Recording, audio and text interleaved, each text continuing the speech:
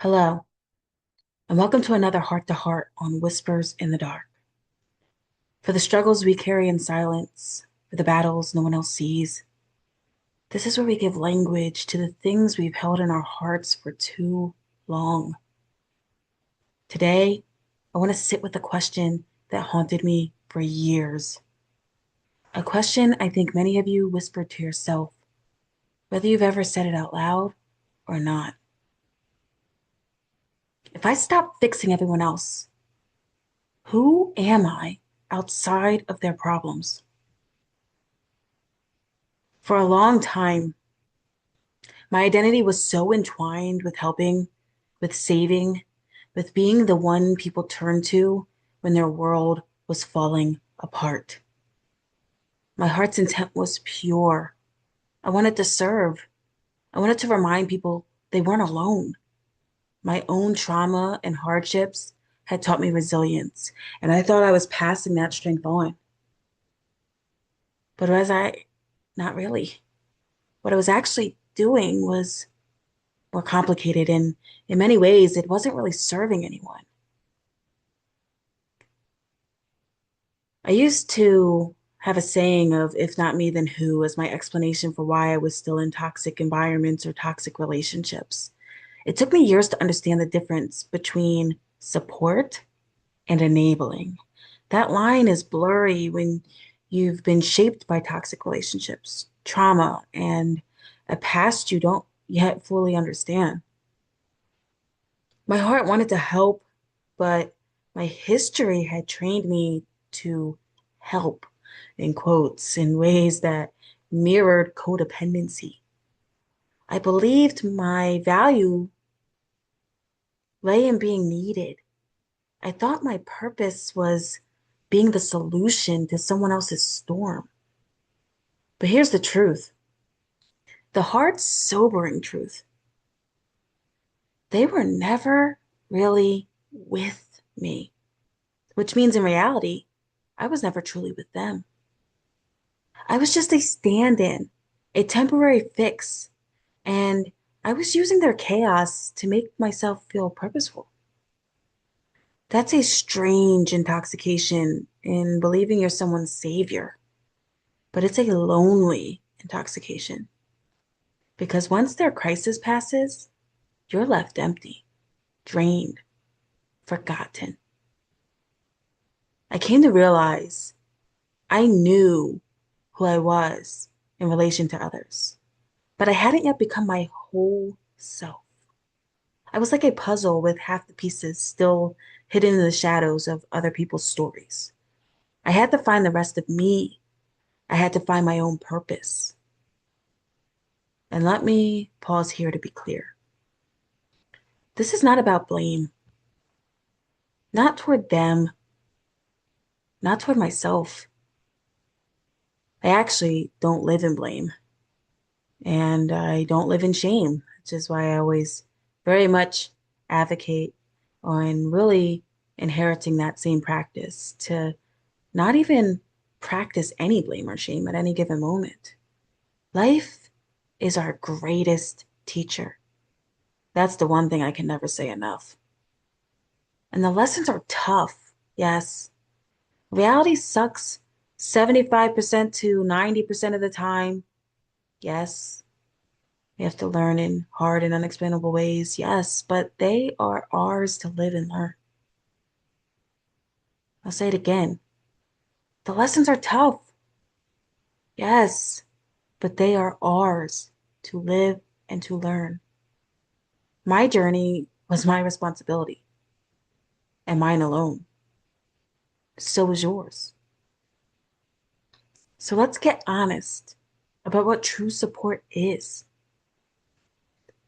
You see, true support is not a fix it initiative. In fact, I mean, we really can't fix other people. True support is holding space, not carrying their pain on your back. True support is listening, not dictating. True support is empowering, not enabling. You and I We were never created to fix anyone. That is not our role. Our role is to grow, to reform ourselves, to walk our own path of development. And when we get stuck in fixing mode, trying to save someone from their pain, their struggles, their choices, we sabotage ourselves. We delay our own growth. We give our power away, moment by moment, to stories that don't even belong to us. We tell ourselves, I'll work on me later after I help him. I'll work on me later after I finish helping them. I'll work on me later after I help her. I'll work on me later. Or I am working on me and helping them. We're working on each other together. Hmm.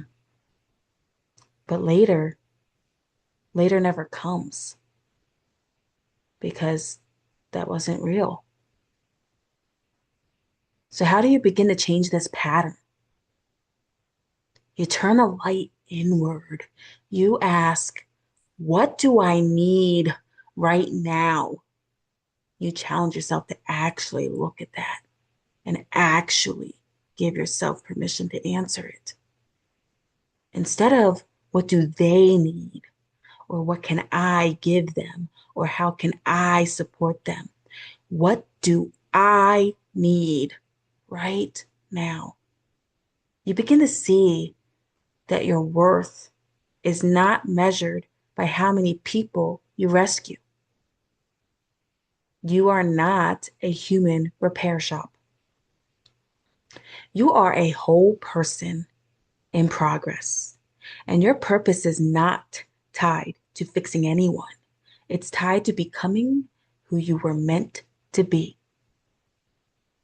The most supportive thing you can ever do for others is to model what it looks like to be whole. The most loving thing you can ever do for yourself is to reclaim your narrative. Because when you stop fixing, you start becoming. When you release the savior role, you reclaim your freedom. And in that freedom, you will find a purpose that is yours alone. That's when your service becomes authentic. That's when you become part of someone's village, not as a rescuer, not as a fixer, but as a whole person walking beside them. And maybe, just maybe, that's when you realize you were never broken. You were only waiting to be heard. Thank you for listening. Until next time, may you find the courage to be your whole self. And may you know that you are more than enough, just as you are.